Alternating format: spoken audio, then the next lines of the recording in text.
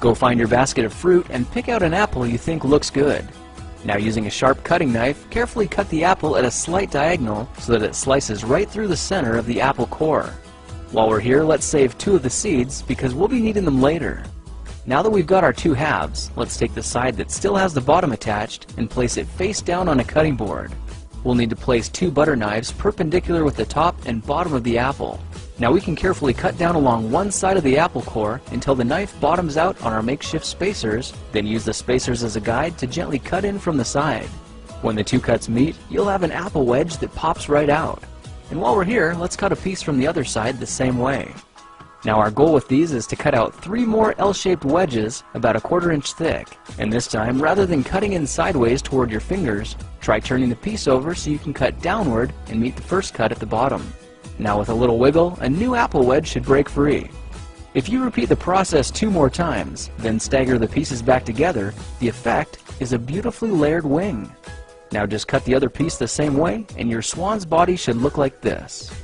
To make a place for the head, all we need to do is carefully cut into the front of the body and gently lift the pieces out to reveal a clean and fairly deep groove.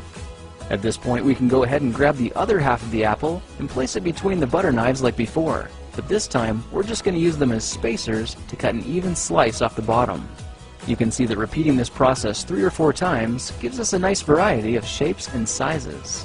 Now look for a piece that resembles a heart that's been slightly flattened on top. All it takes to form the swan head is 3 strategic cuts with a knife.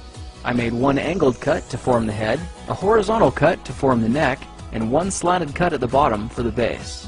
Now you should be able to see how this is coming together. And to clean it up a bit, just use your knife to round off the sharp edges.